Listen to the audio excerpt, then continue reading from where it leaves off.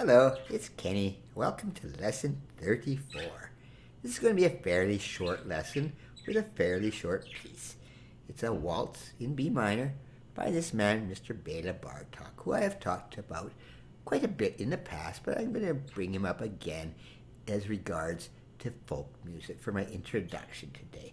As I mentioned before, Mr. Bartok used to go and collect all these he was Hungarian, so he would go all over the place into the mountains and collect all these old folk songs, and then he'd rewrite them in his own way. He was trying to preserve a lot of this material, not just Hungarian, Bulgarian, all over the place. But today I just want to mention he was not the only one doing this, all right? Here's one of his best friends, Zoltán Kodály. He actually went around in the mountains with Bartok, and he was Hungarian too, and Kodály is also very famous for teaching piano. There's a whole kinds of courses called the Kodály method.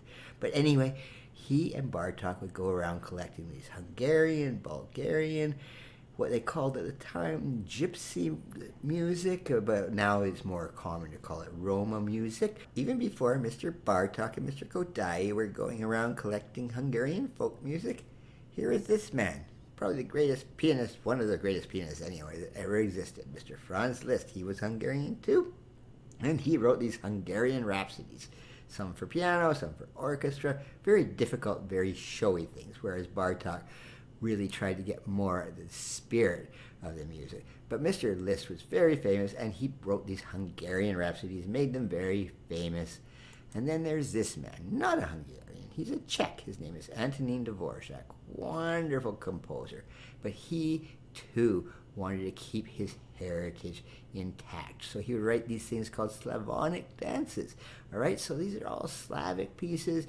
The Hungarian ones could sort of be called Slavic pieces, too. You've got to remember, at this time, Hungary was a very big country. It's a lot bigger than it is now. It was part of the Austro-Hungarian Empire, so it was the Czechs too. They're all in this stuff. They're all Slavs, and they all really wanted to recreate the atmosphere. Never forget that their folk music existed in their countries.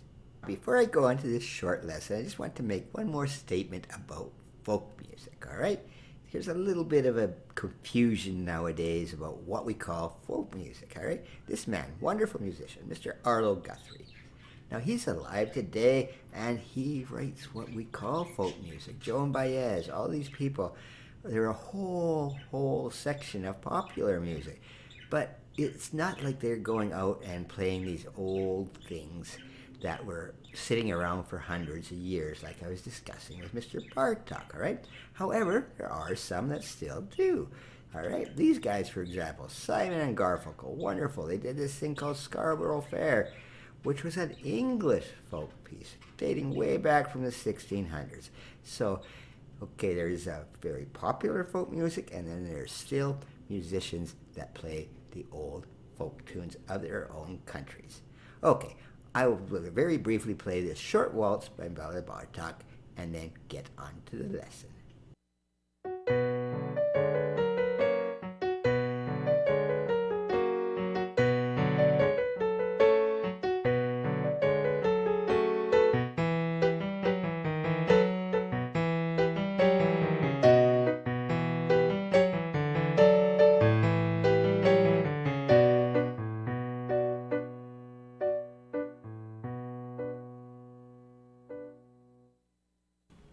Now, this is a waltz, but it's a very subtle waltz, not like the Johann Strauss ballroom dancing waltz. It's a lot subtler. It's just a little more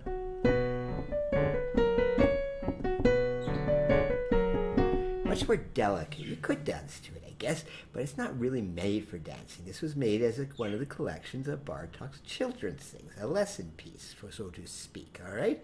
All right, but what I want to emphasize here are a couple things. The first thing I want to emphasize is the phrasing.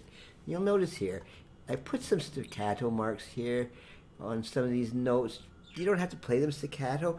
I just want to make sure that you're separating this note from these phrases, all right? So it goes, all right? Instead of being one long phrase, if I connected this phrase all the way to the F, it would sound like this.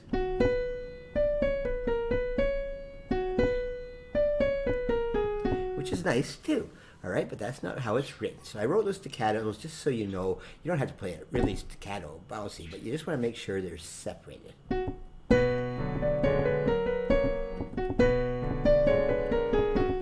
Okay, and on the left hand too, there's a bit of a weird phrasing going on here. You're getting these things.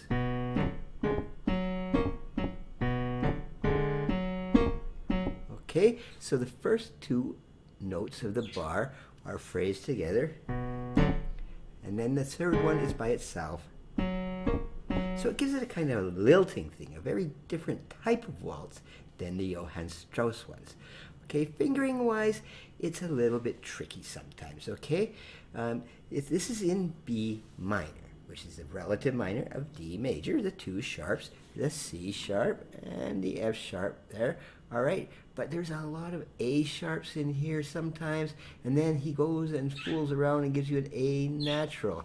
So he's mixing this up quite a bit, all right? And where's that A sharp coming from? Well, it's in the melodic scale, but where's the A natural? It's the descending melodic one. So Mr. Bartok's sort of messing it all up, all right? So here we got the G sharp and the A sharp, and then he changed it to naturals and back to those sharps. Okay, a little tricky. So just watch when you're practicing this piece, make sure you're getting the sharps in the right place, but then right over here, guess what? He just switches all to naturals again. Okay, so it's not very consistent, but it's all still in B minor. The last thing I want to do about this phrasing is teach you here what this accent mark means, okay? That's sort of to emphasize that you want to emphasize that start of that phrase.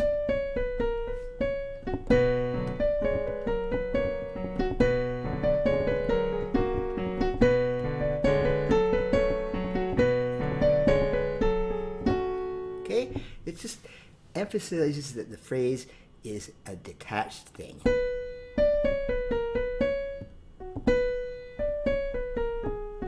Okay, that's the first little thing I wanted to talk about is the phrasing. Now I'm going to continue talking about phrasing, but now we're going to mix it up a bit by putting the left hand as the melody line. So for the second half of this piece, Mr. Bartok actually changes it to E minor for a while. It will go back to B. This is a very short piece, so it's not an E minor for very long, but the main thing, as I mentioned, here we got the left hand taking the melody line. And a lot of people find this a little bit difficult. You're used to playing the melody line in right hand like this was. But now we're switching it right here so the left hand takes the melody.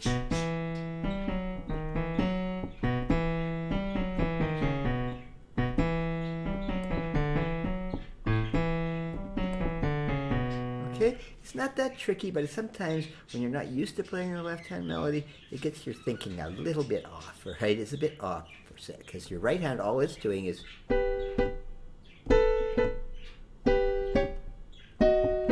Okay, it's just doing another, slightly different phrasing than it was in the first half of the piece, all right? The right hand is very simple.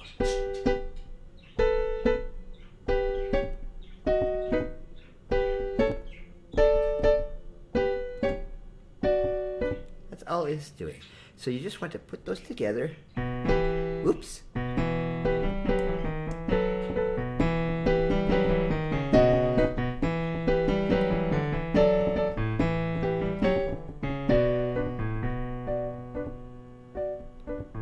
then it just kind of dies out at the end. The real hard part with that left hand, it's got the exact same rhythms as the same phrasing and the same rhythms as the right hand had in the first half. In this second little passage here, the fingering gets a little awkward, all right? You want to, it's a bit, like right here is where it gets a bit awkward. Right here. You want to get past the thumb under. Otherwise, you're going to end up with no more fingers left. Then you're going to end up with your fourth finger there. So just pass that thumb under right here. A little bit tricky, but it's not too bad. But you still want that same rhythm. Okay, so this is a really short piece, and I didn't want to take too much time on it because next week I'm going to do something Halloween special, something very scary, all right? And this gets a little bit scary here too, this piece. It kind of has a little bit haunting. So just in advance, practice this one a bit if you want, all right? The fingerings are a little tricky. Sometimes you have to stretch here, as in this case here. With the right hand, you've got... And sometimes when you get phrasing like that, you just want to lift your wrist up sometimes a bit. It makes it a little easier.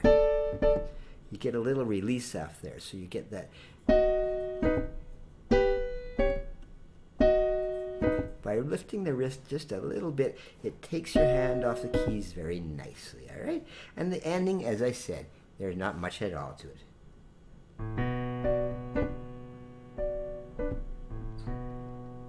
Just kind of let it die out.